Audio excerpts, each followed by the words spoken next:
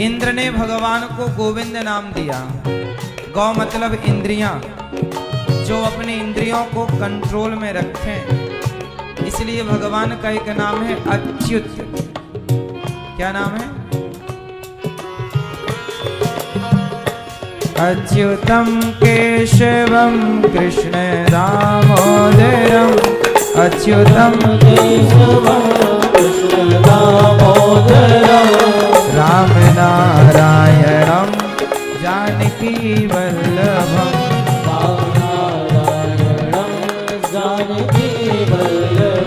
तो श्री कृष्ण का मतलब राधा सहित कृष्ण, गोविंद मतलब पहाड़ उठाने वाले कृष्ण, हम सबका भार वही उठाएं गोविंद। श्री कृष्ण गोविंद हरे मुरारी, मुर नाम के दैत्य को मारा तो भगवान का नाम पड़ा मुरारी।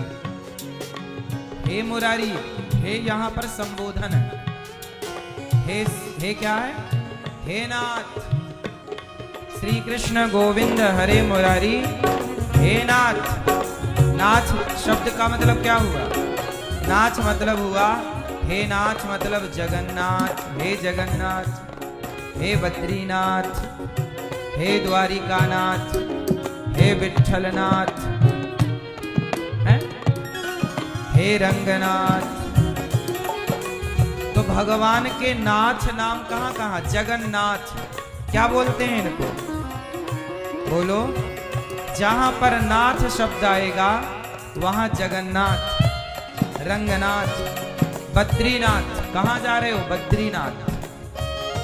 तो एक बार नाथ कह लेने से भगवान के जितने नाथ स्वरूप हैं वो सभी आ गए।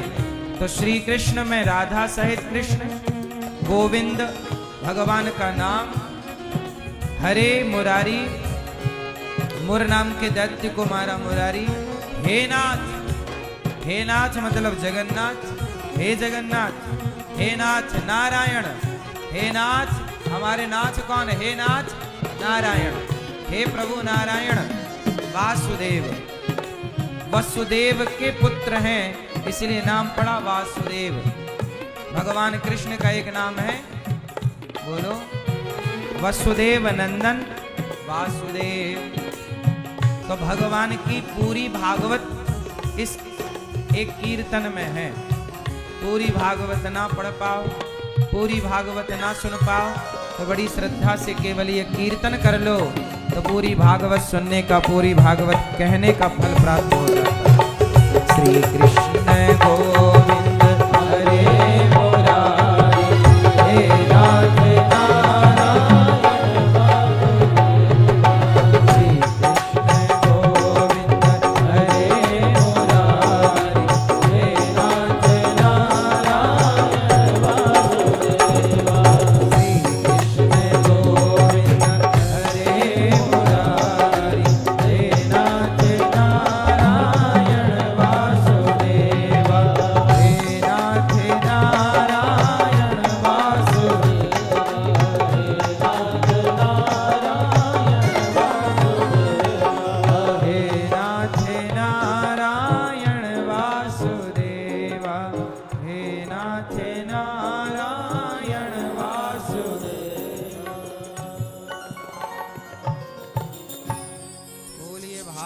भगवान की जय, वृंदावन धाम की जय, श्री बांके बिहारी लाल की जय, श्री राधा रमण भगवान की जय, श्री राधा वल्लभ भगवान की जय, श्री गौरी गोपाल भगवान की जय, श्री लक्ष्मी नारायण भगवान की जय, श्री सीतारामचंद्र भगवान की जय। जय श्री राधे। परम मंगलमय परात्पर अखिलेश्वर अखिल ब्रह्मांड नायक परात्पर परब्रह्म भगवान श्री कृष्ण की वांगमय प्रतिमूर्ति श्रीमद् भागवत महापुराण। दूर दूर से आई हमारी माताएं बहनें श्रोतागण भक्तगण साधना टीवी पर, सत्संग टीवी पर कथा का रसपान कर रहे सभी भक्तजनों को जय श्रीमन्नारायण। जय श्री कृष्णा, राधे राधे, जय गौरी गोपाल। कैसे हैं आप लोग? भगवान की कृपा आप पर सदा बनी रहे, यही आपके लिए मंगल कामना है। आप सदा सुखी रहें। कथा की गंगा में हम सब डुबकी लगा रहे हैं। कल हमने सुना कि राजा परीक्षित को 7 दिन में मरने का श्राप लगा। परीक्षित जी जैसे धर्मात्मा राजा को भी श्राप लगता है। क्यों लगा? क्योंकि राजा परीक्षित ने एक संत का अपमान कर दिया। अपमान। आपसे हम बार बार एक प्रार्थना करें, किसी का अपमान करने से बचिएगा। किसी का अनादर मत करिए। आदर करो सबका, सम्मान करो सबका, पर किसी का भी अपमान ना हो। आप कहते हैं कि हम तो बिल्कुल स्पष्टवादी हैं, हम सच बोलते हैं। बोलिए, स्पष्ट बोलना चाहिए, सच बोलना चाहिए, पर ऐसे बोलना चाहिए कि सामने वाले का दिल ना दुखे। राजा परीक्षित जी जंगल गए शिकार खेलने, रास्ता भटक गए, प्यास लगी तो पानी तो मिला नहीं, पर एक संत जी तपस्या करते दिखाई पड़ गए। किसको? परीक्षित जी को।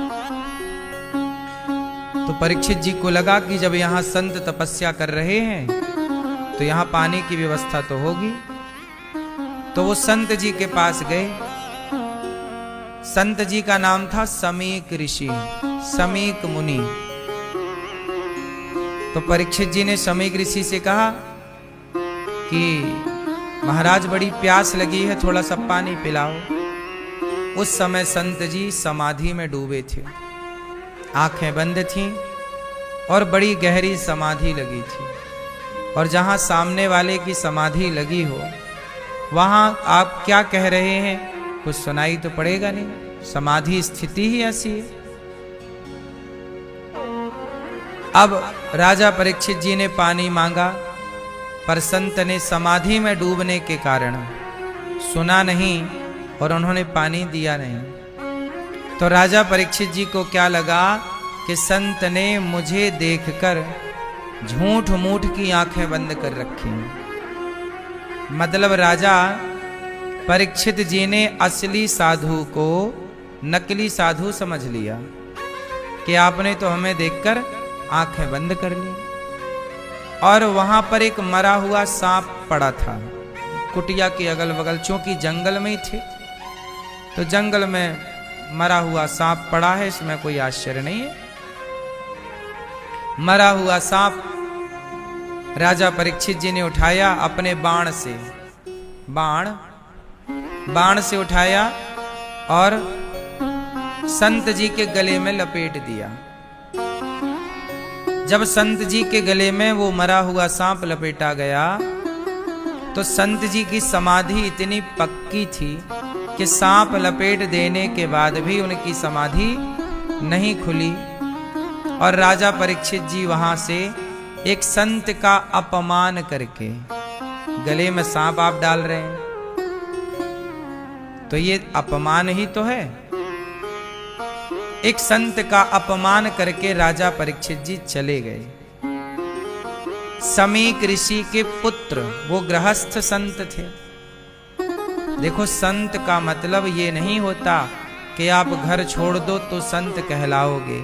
घर में रहकर भी अपने पत्नी के साथ, अपने पुत्र के साथ रहते हुए भी जो सदाचार का पालन करे, जो धर्म के रास्ते पर चले, सदा सत्य और दया का भाव रखे, किसी का बुरा ना करे, बुरा ना सोचे, वो गृहस्थ में रहता हुआ भी सबसे बड़ा संत है। इसलिए हमारे यहाँ गृहस्थ संतों की भी बड़ी महिमा है। भगवान राम के गुरु वशिष्ठ मुनि भी गृहस्थ हैं। भगवान राम के गुरु क्या हैं? बोलो। वशिष्ठ जी क्या हैं? गृहस्थ हैं। उनकी पत्नी अरुंधति माता है उनके पुत्र शक्ति हैं, उनके बहुत सारे पुत्र हुए, और गृहस्थ में रह करके उन्होंने ऐसी योग्यता प्राप्त की, तपस्या की कि राम के गुरु बनने का सौभाग्य मिला। तो गृहस्थ में रहकर भी तो साधना की जा सकती है, और सच्चाई यही है कि गृहस्थ आश्रम होता ही साधना के लिए है। लेकिन आजकल के लोग गृहस्थ आश्रम का प्रयोग कहां करते हैं? साधना के लिए नहीं, वासना के लिए। गृहस्थ आश्रम बना था साधना के लिए, लेकिन लोग इस गृहस्थ आश्रम का दुरुपयोग करके वासना का आश्रम बना चुके हैं। समीक जी के पुत्र स्नान कर रहे थे, जब वो आकर के देखे कि उनके पिता के गले में मरा हुआ सांप पड़ा है, पूछा कि ये किसने डाला? तो वहां शिष्य लोग थे, किसी ने देखा, उन्होंने बताया कि राजा परीक्षित जी आए थे, उन्होंने आपके पिता के गले में मरा हुआ सांप लपेटा। समीक ऋषि ने जल लिया हाथ में और श्राप दे दिया, परीक्षित आप राजा हैं, आपको संतों का सम्मान करना चाहिए था, लेकिन आपने राजा होकर संतों का अपमान किया है। जाओ, आपने हमारे पिता के गले में मरा हुआ सांप डाला है, जाओ हम आपको श्राप देते हैं कि आज से 7वें दिन सांप के डसने से आपकी मृत्यु हो जाएगी, क्योंकि आपने एक संत का अपमान किया है। एक बात समझिएगा कि आप अपमान करते हैं किसी का तो आपकी उम्र घट जाती है। आप इसे स्वीकार करें या ना करें, इसलिए अपने बच्चों को ऐसे संस्कार दो। संस्कार का मतलब क्या है? ऐसी बातें सिखाओ, ऐसे राह पर चलाओ कि आपके बच्चे किसी का भी अपमान ना करें, चाहे वो इंसान हो या जानवर हो। हम कुत्ते का भी अपमान क्यों करें? हम बिल्ली का भी अपमान क्यों करें? हम संत का भी, स्त्री का भी, पुरुष का भी, अमीर का, गरीब का, लंगड़े का, अंधे का, बहरे का, किसी का अपमान क्यों करें? आप क्लियर समझो, अपमान करने से हमारी उम्र घट जाती है। राजा परीक्षित जी ने अपमान किया संत का, राजा परीक्षित जी की उम्र घट गई, श्राप लग गया 7 दिन में मरने का। अब श्रृंगी ऋषि अपने पिता के इस गले में सांप को देखकर जब श्राप दिए और जोर जोर से श्रृंगी ऋषि रोने लग गए, बच्चे थे, तब पिता जागे, समीक जी की समाधि खुली, कहा पुत्र क्या हुआ? पिताजी, राजा परीक्षित ने आपके गले में मरा हुआ सांप डाल दिया, मैंने श्राप दे दिया कि जाओ 7 दिन बाद तुम मर जाओगे। समीक ऋषि ने अपने पुत्र के मुख में हाथ रखते हुए कहा, बेटा तुमने ये क्या कर दिया? तुमने राजा परीक्षित जैसे धर्मात्मा राजा को श्राप दे दिया। इस धरती पर सबसे धर्मात्मा राजा परीक्षित है। बेटा, उन्होंने मेरे गले में सांप डाला तो उन्होंने कोई बहुत बड़ा पाप तो नहीं कर दिया, परंतु तुमने श्राप दे दिया। पुत्र, तुमने ये गलत किया। वो राजा धर्मात्मा है, अब ऐसे राजा इस धरती को दोबारा ना मिलेंगे। पुत्र, तुमने बड़ा गलत काम किया। तब समीक ऋषि ने राजा परीक्षित को सूचना पहुंचाई, एक शिष्य से कहा कि जाओ परीक्षित जी को बताकर आओ कि उन्हें श्राप लग गया है। राजा परीक्षित जी के पास समीक जी ने एक शिष्य को पहुंचाया।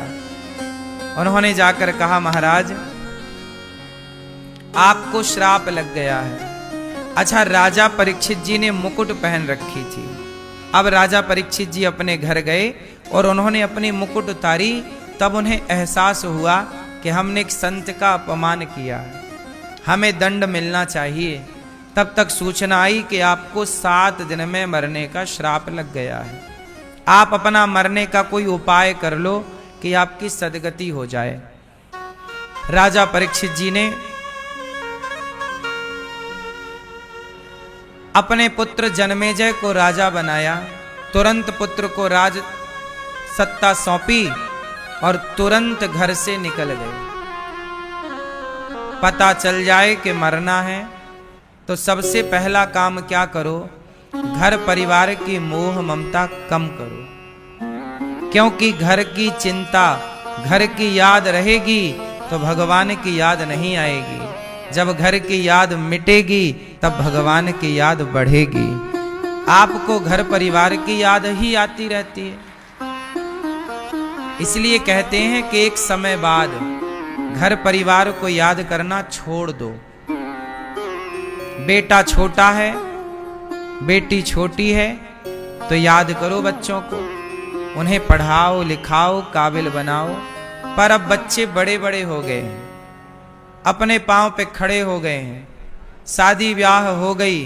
अब तो बच्चों की याद ना करो ना मैया ज्यादा। अब बच्चे तो तुम्हें देखो याद नहीं करते। सच बताओ, शादी के बाद बच्चों का व्यवहार बदल जाता है कि नहीं? ये बात सही है कि गलत है? हो सकता है हम गलत कह रहे हो तो आप इसे सही करो। शादी ब्याह के बाद बच्चों का व्यवहार बदल जाता है, ये बात सही है कि गलत है? बोलो, सही है? तो इस सत्य को स्वीकार करो। तुम्हारे बच्चे बहुत अच्छे हैं, लेकिन विवाह के बाद वो आपको याद कम करते हैं। और यही प्रकृति का नियम है, इसमें बच्चे का भी दोष नहीं है, ये प्रकृति का नियम है।